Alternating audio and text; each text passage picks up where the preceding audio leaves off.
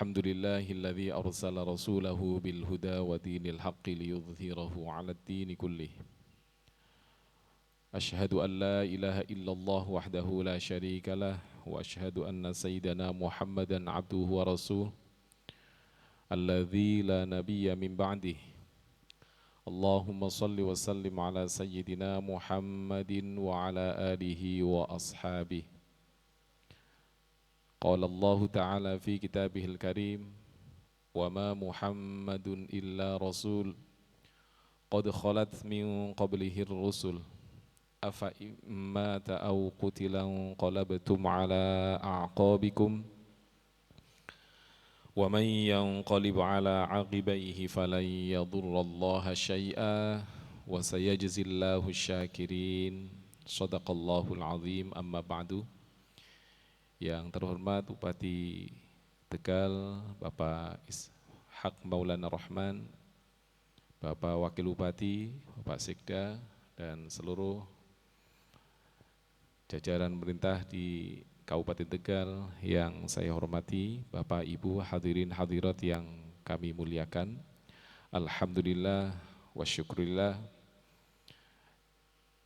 kita haturkan pada Allah Subhanahu wa Ta'ala atas segala limpahan nikmat dan karunia-Nya. Di antara karunia yang terbesar adalah Allah Subhanahu wa Ta'ala mengutus Nabi Muhammad sallallahu alaihi wasallam sebagai rasul untuk kita, memberikan hidayah kepada kita. Sebagaimana yang difirmankan oleh Allah, laqad manallahu 'alal mu'minina idz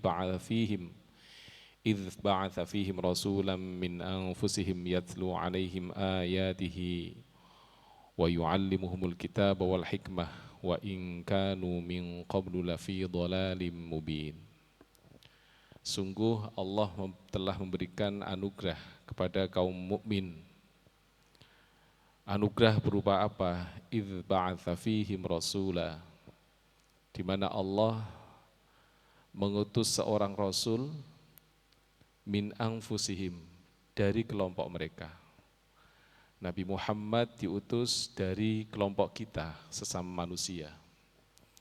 Tidak bisa kita bayangkan andaikan yang diutus oleh Allah Subhanahu wa Ta'ala sebagaimana tuntutan orang-orang musyrik, di mana mereka menuntut pada Allah Subhanahu wa Ta'ala untuk menurunkan malaikat, bukan seorang manusia. Tentunya kita tidak akan mampu mengambil keteladanan dari malaikat karena dari makhluk yang berbeda.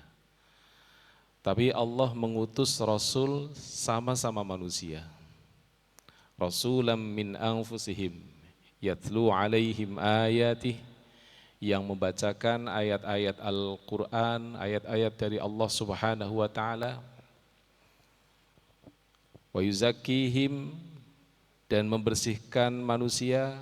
Wa yu'allimuhumul kitab, dan mengajarkan manusia, orang-orang yang beriman tentang kitab dan hikmah, walaupun sebelumnya mereka dalam keadaan sesat. Bapak Ibu yang dimuliakan oleh Allah Subhanahu wa Ta'ala, karena diutusnya Nabi Muhammad sallallahu alaihi wasallam itu adalah merupakan karunia yang sangat besar, nikmat yang sangat agung, bahkan sebagai bentuk kasih sayang dari Allah Subhanahu wa Ta'ala untuk manusia. Maka sudah selayaknya lah kita bersyukur dan bahagia dengan itu semua. Qul bifadlillahi wa birahmatihi fabidzalika falyafrahu. Kata Allah, katakanlah, dengan anugerah Allah dan dengan rahmatnya hendaknya orang-orang berbahagia. Maka tradisi kita di Indonesia, umat Islam di Indonesia, di setiap bulan Rabiul Awal yang baru saja kita lewati, mengadakan peringatan-peringatan Maulid Nabi Muhammad sallallahu alaihi wasallam, Tidak lain dan tidak bukan itu hanya sekedar untuk mengungkapkan rasa bahagia kita terhadap Maulid Nabi Muhammad sallallahu alaihi wasallam. Sehingga jikalau ada orang yang mengingkari akan peringatan Maulid Nabi yang dilakukan oleh umat muslimin, faka'annama yaqul lima tafrahu bi maulidin nabi. Orang yang mengingkari peringatan Maulid Nabi itu seakan-akan mereka bertanya, kenapa sih kalian bahagia dengan Maulid Nabi? Padahal itu semua sudah diperintahkan oleh Allah Subhanahu wa taala. Ada suatu kisah paman Nabi Muhammad yang kafir. Dia punya nama Abdul Uzza, tapi kita lebih mengenalnya dengan nama Abu Lahab.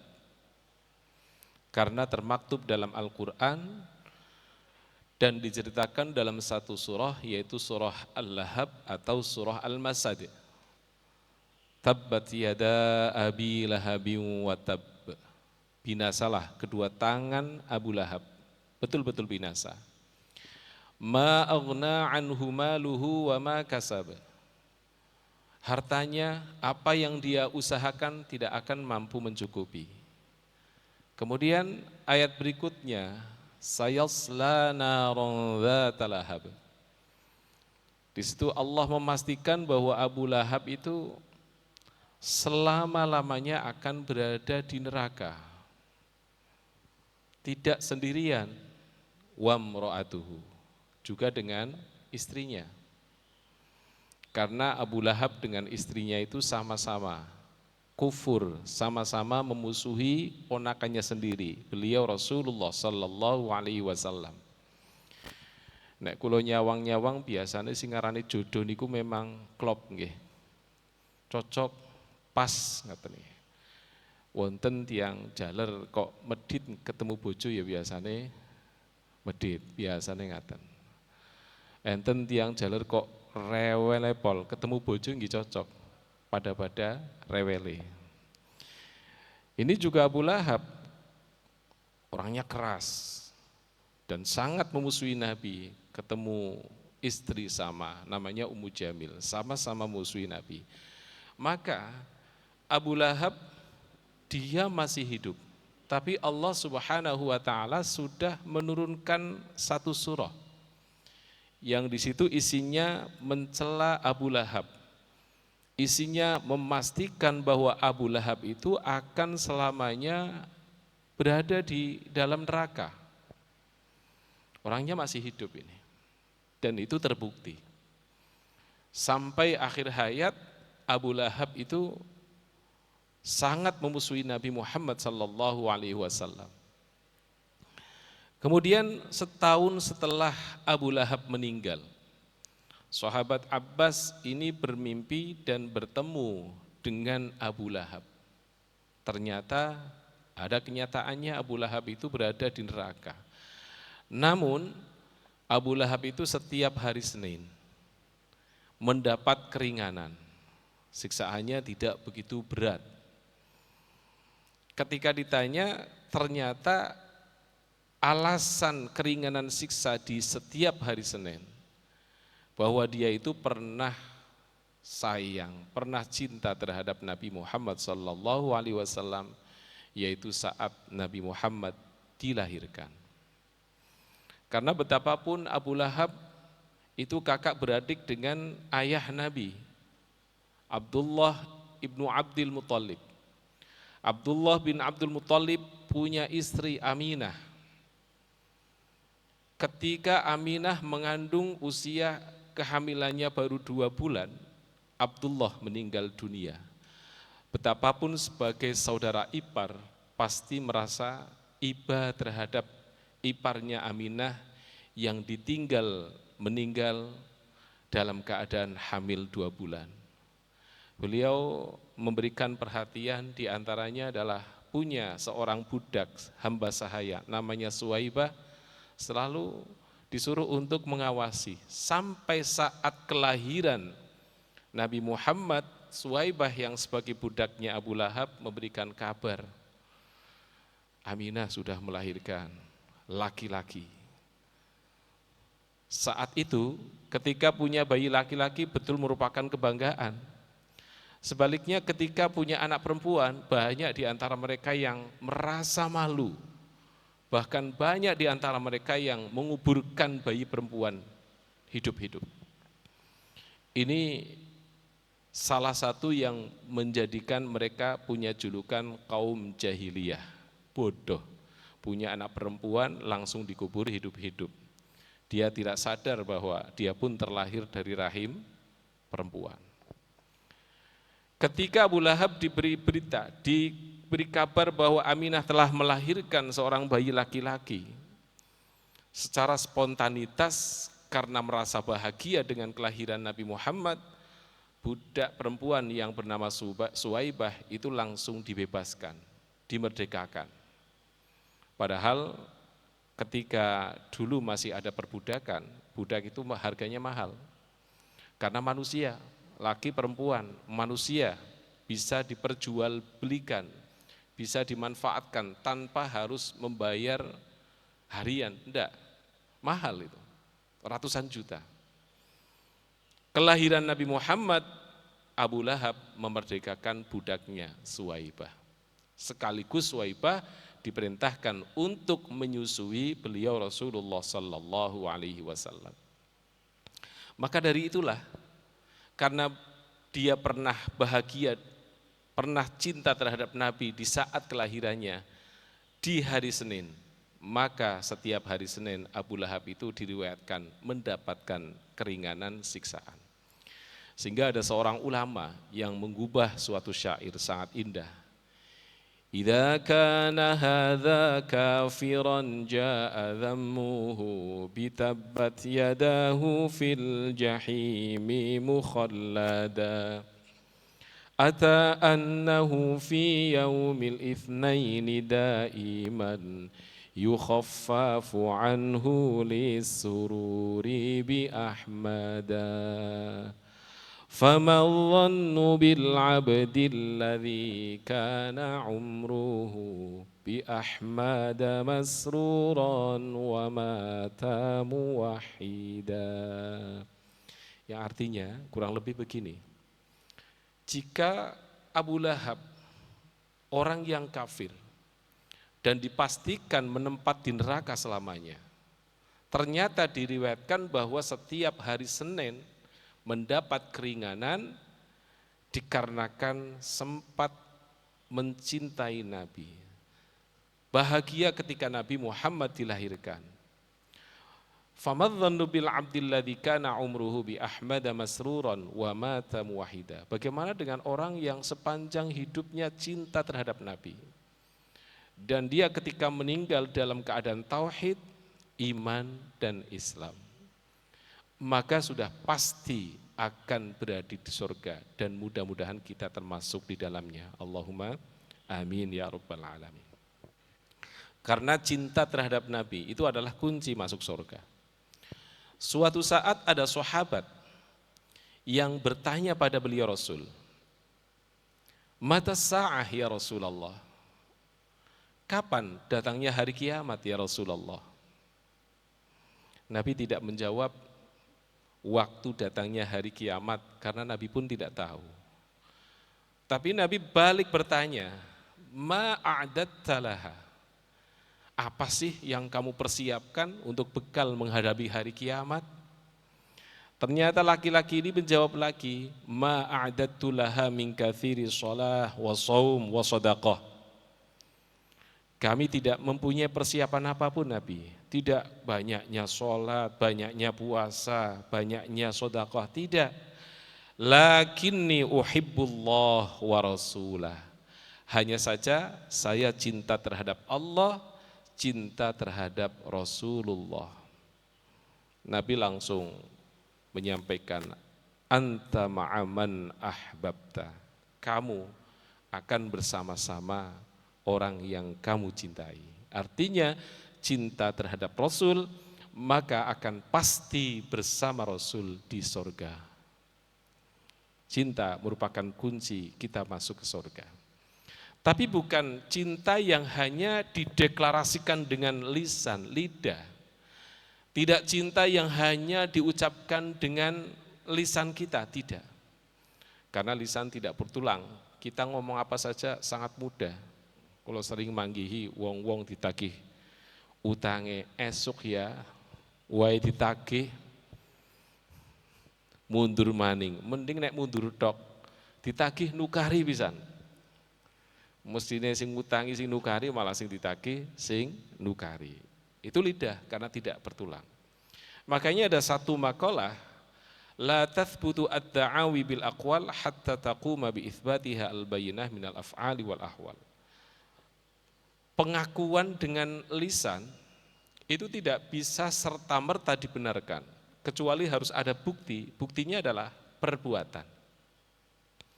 Cinta Nabi yang paling konkret adalah dengan perbuatan. Di antaranya apa? Pertama, sering menyebut nama Nabi Muhammad sallallahu alaihi wasallam. Tentunya dibarengi dengan memujinya. Tentunya dibarengi dengan bersolawat untuk beliau. Ini merupakan keharusan. Karena siapapun yang mencintai sesuatu pasti akan selalu menceritakannya. Siapapun mencintai sesuatu pasti akan memuji-mujinya. Ketika kita cinta terhadap Rasulullah Sallallahu Alaihi Wasallam, maka sudah selayaknya kita selalu memuji Nabi Muhammad. Jangankan kita, Allah Subhanahu Wa Taala saja memuji Rasul. Wa innaka la'ala khuluqin azim. Dan sungguh kamu berada di atas perilaku yang sangat agung, sangat mulia. Makanya ketika kita membaca maulid Nabi, anta syamsun, anta badrun, engkau bagaikan matahari, engkau bagaikan purnama, itu sudah sewajarnya. Itu ketika kita cinta terhadap Rasulullah Sallallahu Alaihi Wasallam. Karena Nabi Muhammad itu memang ahsanan nasi khalqa wa khuluqa, manusia yang terbaik. Dari sosoknya yang terbaik, fisiknya terbaik, akhlaknya juga yang terbaik. Ada pepatah Arab yang mengatakan bahwa al-insan masturun bi khalqih, ma'lumun bi khuluqih. Manusia itu masih misteri kalau hanya sekedar melihat sosoknya. Tapi akan nampak ketika melihat perilakunya. Banyak kita menemukan orang-orang yang sosoknya tidak sesuai dengan perilakunya. Wonten panggih tiyang kayong ingah-ingi, loyo bareng ditakoni, perasaan kayak wong pinter apa-apa nggih. Polang-polong jebule bojone papat. Katone kayak kedok jebule bojone papat. Kan misteri. Banyak orang yang kelihatan sangat berwibawa. Ternyata Masya Allah, karakternya luar biasa. Koruptor dan sebagainya. Na'udzubillahi min dzalik. Tapi Nabi Muhammad tidak, secara fisik maupun secara batin sama saja. Maka layak kita puji. Kalau ibu-ibu lebih mengenal bahwa Nabi Yusuf alaihissalam adalah manusia yang paling ganteng, masih kalah dengan beliau Rasulullah sallallahu alaihi wasallam. Turun gantengnya Kanjeng Nabi niku beda kalian gantengnya Nabi Yusuf. Nek gantengnya Nabi Yusuf niku taksi wonten fitnah-fitnahe. Sampai majikannya sendiri yang bernama Zulaikha diriwayatkan ketika Nabi Yusuf masuk ke dalam kamar untuk menjalankan tugas langsung dikunci oleh Zulaikha. Ditutup rapat kemudian dirayu-rayu untuk berbuat zina. Itu gantengnya Nabi Yusuf. Tapi kehendak Allah semuanya dihindari. Namun kadung menyebar viral, akhirnya perempuan-perempuan Mesir waktu itu biasa. Apa itu? Gosip ya. Gosip, ghibah. Kalau orang-orang sekarang tidak mau disebut ghibah, saya tidak ghibah kok. Apa sih sharing information? Berbagi informasi. Ini orang-orang Perempuan waktu itu langsung hibah, waduh kok jelei temen ya, Zulaikha doyan nemen ning pembantune, malah ngerayu-ngerayu pembantune. Mireng Zulaikha. Akhirnya dipanggillah perempuan-perempuan yang gosip ini. Dikumpulkan dalam satu tempat, diberi makanan, buah-buahan, sekaligus dikasih pisau. Ketika mereka sedang menguliti buahnya ini, dengan pisau Nabi Yusuf disuruh keluar. Langsung terperangah, terpesona, sampai tidak merasakan. Ternyata bukan mengiris buah, melainkan mengiris jari-jarinya sendiri. Itu gandengnya Nabi Yusuf. Masih ada fitnahnya bagi kaum perempuan. Tapi kalau beliau Rasulullah Sallallahu Alaihi Wasallam tidak.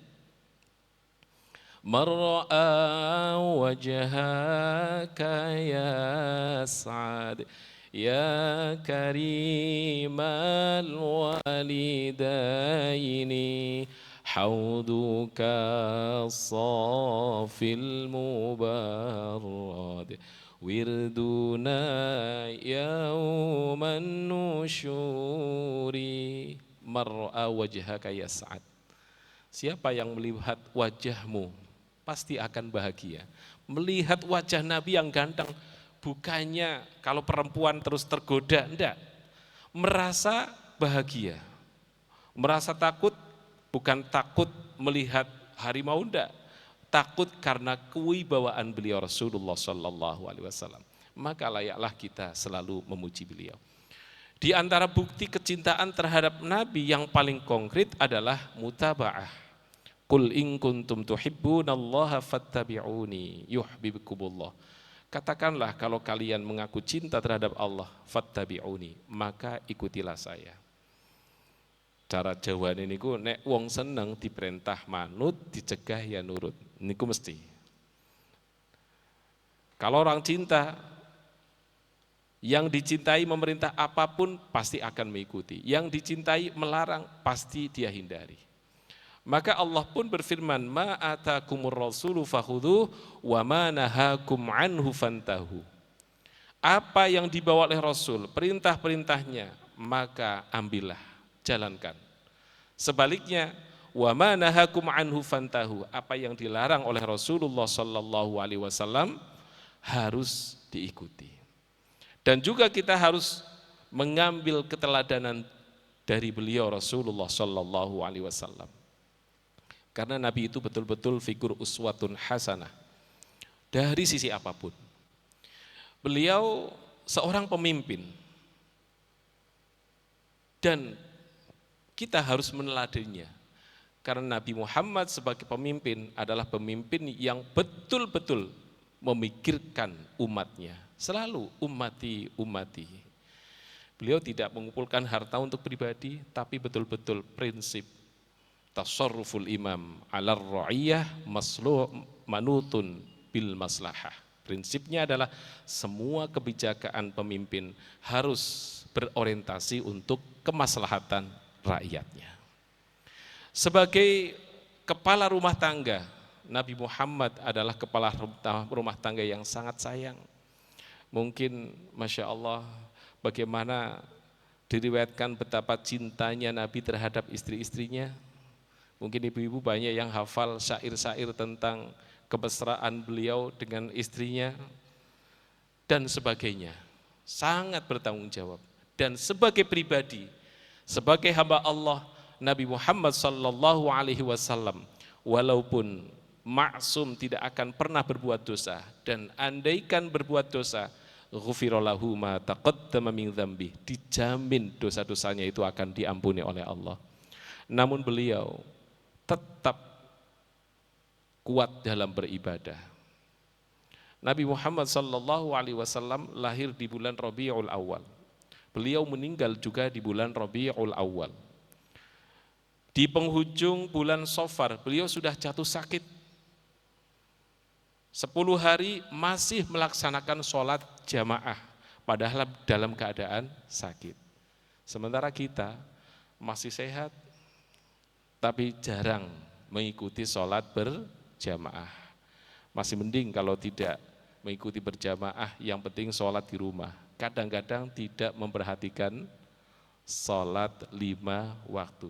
Padahal beliau Rasulullah Sallallahu Alaihi Wasallam yang maksum pun tetap menjalankan ibadah, selalu bersyukur, selalu beristighfar, mohon ampunan dari Allah Subhanahu wa taala, padahal tidak berbuat dosa. Ketika ditanya, "Kenapa engkau selalu meminta ampunan pada Allah padahal engkau tidak berdosa?" Beliau menjawab, "Saya ingin menjadi hamba Allah yang banyak bersyukur kepadanya." Demikian yang dapat kami sampaikan. Mudah-mudahan kita sebagai umat Nabi Muhammad sallallahu alaihi wasallam betul-betul menjadi umat yang cinta terhadap Rasul dan akan bersamanya di surga nanti. Amin ya rabbal alamin. Al-Fatihah. Bismillahirrahmanirrahim. Alhamdulillahi rabbil alamin. Ar-Rahmanirrahim. مالك يوم الدين إياك نعبد وإياك نستعين اهدنا الصراط المستقيم صراط الذين أنعمت عليهم غير المغضوب عليهم ولا الضالين اللهم صل وسلم على سيدنا محمد وعلى آل سيدنا محمد الحمد لله رب العالمين حمدا يوافي نعمك وفي مزيده يا ربنا لك الحمد كما ينبغي لجلال وجهك وعظيم سلطانك سبحانك نصف ثناء عليك أنت كما أثنيت على نفسك اللهم إنا نسألك موجبات رحمتك وعزائم مغفرتك والسلامة من كل إثم والغنيمة من كل بر والفوز بالجنة والنجاة من النار اللهم إنا نسألك العفو والعافية والمعافاة الدائمة في الدين والدنيا والآخرة ربنا آتنا في الدنيا حسنة وفي الآخرة حسنة وقنا عذاب النار وأدخلنا الجنة مع الأبرار يا عزيز يا غفار يا رب العالمين وصلى الله على سيدنا محمد وعلى آله وصحبه وسلم والحمد لله رب العالمين والسلام عليكم ورحمة الله وبركاته.